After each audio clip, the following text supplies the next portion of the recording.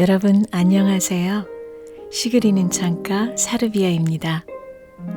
오늘은 지난 3주 동안 여러분이 있는 그대로의 실제를 받아들이고 마주하고 고통을 바라보던 집중적인 시간 이후에 여러분에게 휴식처럼 무엇인가 흠뻑 젖어보는 시간을 마련하려고 합니다. 그래서 두 편의 시를 준비했는데요. 이들은 흥미롭게도 제목이 같습니다. 흠뻑 젖어 Bath라는 제목으로 에이미 로워, 칼 샌드버그 두 명의 미국 시인이 쓴 작품들입니다.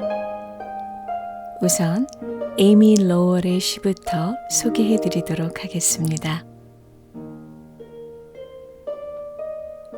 흠뻑 젖어 갓 씻은 듯 아름다운 날 튤립과 수선화 향 나는 공기 욕실 창으로 햇빛 쏟아져 들어와 푸르고 하얀 격자 무늬로 욕조물을 뚫고 가다 보석처럼 물을 쪼개고 마침내 밝은 빛으로 부서져 내린다.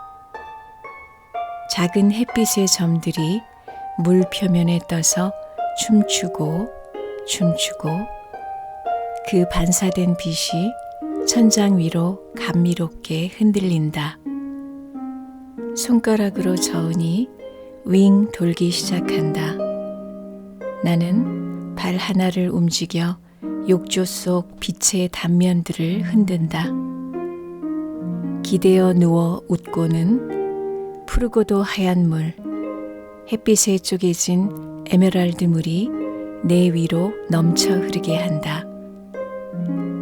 참을 수 없게도 날은 너무도 밝아 초록빛 물이 너무도 밝은 날로부터 나를 가려준다. 여기 잠시 누워 물이랑 작은 햇빛의 점들이랑 놀아야겠다. 하늘은 높고 푸르다. 까마귀 한 마리가 창가에서 퍼득대고 튤립과 수선화 향내 나는 공기가 스친다. 이 시를 읽으면 눈이 부시게 환한 봄날 맑은 물 가득한 욕조에 앉아 물속에 몸을 담근 채 창문으로 쏟아진 햇빛이 흔들리는 물에 맞닿으며 에메랄드 빛으로 부서지면서 그 일렁이는 빛이 천장과 욕실 전체에 반사되어 만드는 환한 빛의 향연 속에 논이는 듯한 느낌이 듭니다. 물의 표면으로 햇빛이 산란되어 마치 작은 점들이 춤추는 듯이 반짝이고 손가락이나 발로 재미삼아 움직일 때마다 물은 푸르고도 하얗게 다양한 색채로 변하면서 나의 몸 위로 넘쳐 흐릅니다. 물과 빛의 황홀한 흐름에 더하여 창밖에서는 튤립과 수선화가 피어나면서 그 신선한 봄의 향기가 봄바람을 타고 흘러들어옵니다. 하늘은 높고 푸르고 새 한 마리가 창가에서 푸드덕대고 날씨마저 갓 씻은 듯 청명해서 모든 것은 빛나고 부드럽게 물결치고 아름답게 살랑댑니다. 온몸의 감각, 시각과 청각, 후각, 촉각이 하나같이 기쁘고 환하고 빛나고 산뜻하고 향기롭습니다. 빛이 흐르고 물이 반짝이고 푸르른 향기 가득한 이 환한 계절에 이 모든 것들의 아름다움에 흠뻑 젖어서 유의하고 있는 시인의 모습은 시의 제목인 Bath, 즉 흠뻑 젖음이 무엇인지를 잘 보여줍니다. 바쁘고도 격렬한 우리의 삶 속에서 진정으로 쉬고 놀며 편안하게 자기 자신이 되어보는 것이 무엇인지를 잘 보여주는 것입니다. 우리들에게는 정도의 차이는 있을지언정 이렇듯 쉬고 놀며 편안하게 자기 자신이 되어보는 시간을 비생산적이라고 느끼고 생산적인 아무것도 하지 않는 이런 시간이 뭔가가 잘못된 것이라고 말하는 내면의 목소리가 있습니다. 그래서 입으로는 힘들다, 피곤하다, 정말 쉬고 싶다고 말하면서도 실제로는 자기 자신에게 제대로 무엇인가 흠뻑 젖어볼 여지를 전혀 주지 않는 것입니다. 그런데 사실 흠뻑 젖어보는 시간은 우리의 심신의 건강과 행복을 위해 참으로 중요한 생산적 시간입니다. 이 시간은 우리가 기쁨 속에 온전한 나 자신이 되어보는 시간이자 진정으로 나를 사랑하고 위해주는 시간이고 또 재충전의 시간이기 때문에 그러합니다. 그렇기 때문에 우리는 더 생산적이고 창조적이 되고 내가 원하는 삶으로 나가게 해주는 동력을 스스로에게 제공하기 위해서라도 우리의 삶 속에 이렇게 흠뻑 젖는 시간이 꼭 필요합니다. 흠뻑 젖음이 우리를 어떻게 변화시키는지 보여주는 시가 있습니다. 칼 샌드버그의 흠뻑 젖어 한번 같이 읽어보실까요? 흠뻑 젖어 한 남자가 이 삶을 이빨을 드러낸 해골과 뼈가 교차된 죽음의 서곡에 불과하다고 생각했다. 살아있는 얼굴의 장밋빛 살결은 곧 쭈글쭈글해질 것이다. 무엇도 중요하지 않았다. 모든 것은 가짜였다.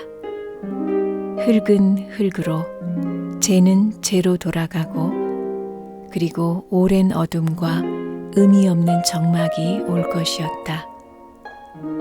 그는 그렇게 모든 것을 이해했다.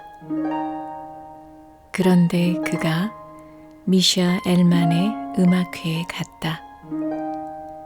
2시간 동안 소리의 파도가 그의 고막을 두드렸다. 음악이 그의 안에 있는 무언가를 씻어냈다. 음악이 그의 머리와 가슴 속에 있던 무언가를 헐어버리고는 다시 일으켰다. 그는 이 젊은 러시아계 유태인의 바이올린 연주에 사람들과 함께 5번이나 앙코를 외쳤다. 콘서트장을 나왔을 때 보도 위를 내딛는 그의 발걸음은 새로웠다. 그는 이전과 똑같은 세상에 똑같은 남자였다. 다만 이제는 노래하는 불꽃과 솟아나는 장미가 그가 보는 세상 위로 끝없이 피어나고 있었다. 이 시는 한 남자의 이야기를 우리에게 들려줍니다. 이 남자는 이 세상의 모든 것은 결국 사멸할 수밖에 없고 그래서 이 삶을 해골과 뼈가 교차된 죽음의 서곡으로 바라보는 사람입니다. 그래서 사람들의 장밋빛 얼굴을 볼 때도 쭈글거리는 노인의 얼굴을 떠올리고 인간은 그저 한 줌 재이자 결국 흙으로 돌아갈 존재로 느낍니다. 그에게 삶은 특별한 의미나 중요성도 없고 모든 것이 가짜처럼 느껴집니다. 결국 모든 것은 어둠과 적막 속에 사라질 것이라 생각하는 이 남자는 상당한 허무감에 사로잡혀 있는 것 같습니다. 왜 그럴까요? 사랑하는 사람을 잃어서일까요? 아니면 자신의 죽음이 임박해서일까요? 모든 것에서 죽음을 생각하는 태도를 서양에서는 메멘토 모리라고 합니다. 이 말은 로마 시대 전쟁에서 승리하고 돌아오는 장군이 개선 행진 때 노예들로 하여금 행렬 뒤에서 외치게 한 말입니다. 메멘토 모리는 라틴어로 죽음을 기억하라 라는 뜻인데 전쟁에서 승리했다고 자만하지 말고 승리한 사람도 결국은 죽게 되니 겸손하게 행동하라라는 메시지를 전달하기 위해 이 말을 외쳤다고 합니다. 살면서 죽음을 생각하는 것은 불가피하면서도 필요한 일입니다. 그것은 죽음이 누구에게나 닥치는 불가피한 현실이기 때문이기도 하려니와 죽음, 즉 끝을 떠올리게 될 때 평상시와는 달리 주어진 삶을 근원적으로 바라볼 수 있고 자신에게 가장 중요한 가치를 찾을 수 있기 때문에 죽음을 떠올리는 것은 삶의 의미를 찾는 사람들에게는 필요한 사유라고도 할 수 있습니다. 그런데 이 시의 남자에게서 죽음은 이와는 반대로 삶의 의미가 아닌 삶의 무의미를 떠올리게 하고 가치를 찾기는커녕 모든 것이 가짜 같다고 느끼는 허무감을 가져옵니다. 그런데 이 남자가 어느 날 음악회에 참석하게 됩니다.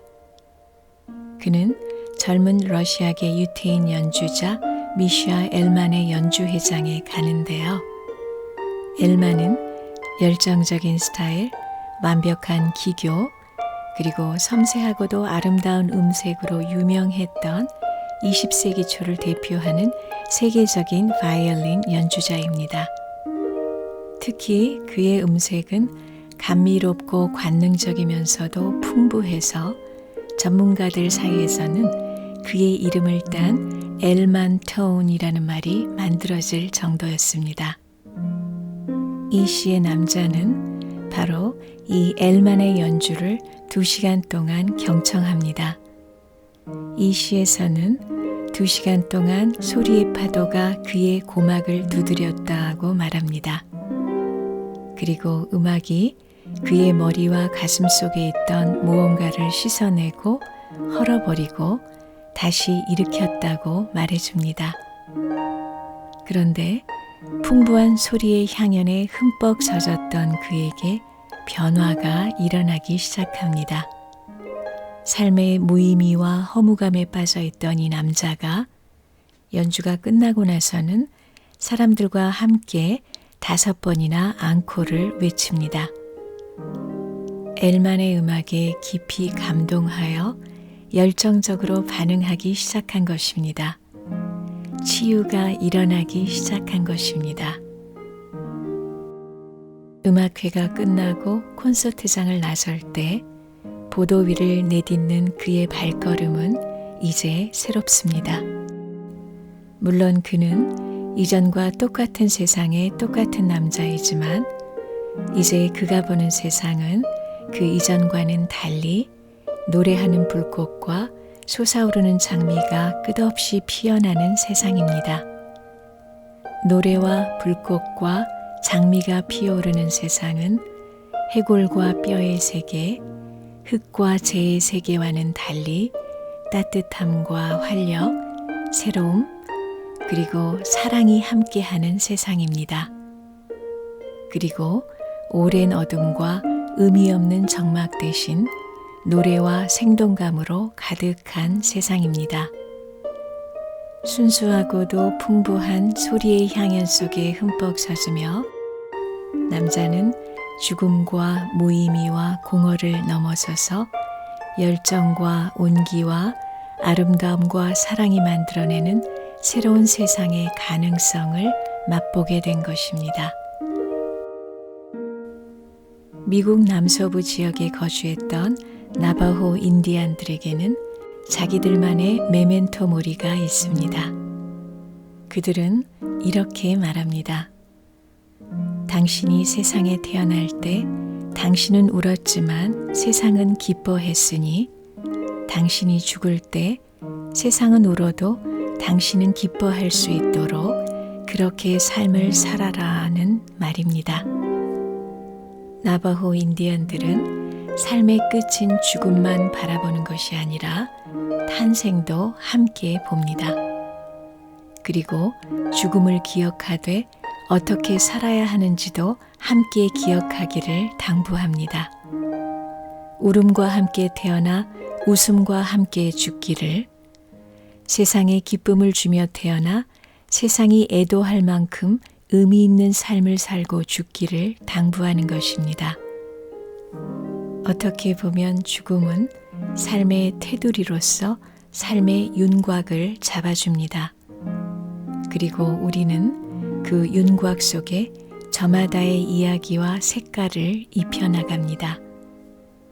그리고 우리는 가끔은 무엇인가에 흠뻑 젖는 체험을 통해 우리가 입히는 삶의 이야기와 색깔을 더 생생히, 더 감동적으로, 또 더 확연하게 느껴보게 됩니다. 나를 흠뻑 젖게 하는 것이 빛이건 물이건 향기이건 소리이건 그 어떤 것이건 우리는 그 흠뻑 젖음 속에서 자신이 다시금 생생해지고 환해지며 빛나는 존재로 거듭나는 것을 경험합니다. 그리고는 문득 살아있음과 살아간다는 것의 의미를 느끼고는 불꽃과 장미가 피오르는 세상을 향해 새로운 발걸음을 내디딜 수 있게 됩니다. 그렇게 우리는 다시금 신선하게 우리들의 반짝이는 이야기를 계속 이어갈 수 있게 되는 것입니다.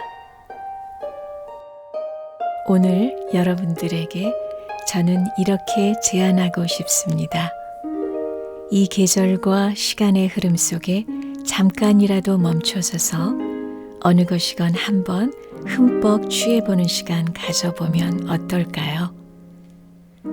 하늘에 흠뻑 젖어, 차의 향에 흠뻑 젖어, 황홀한 선율에 흠뻑 젖어, 따뜻한 목욕물에 흠뻑 젖어, 혹은 멋진 시 한 수에 흠뻑 젖어보는 시간, 그 황홀하고도 감미로운 시간을 우리 자신에게 선물해 보면 어떨까요?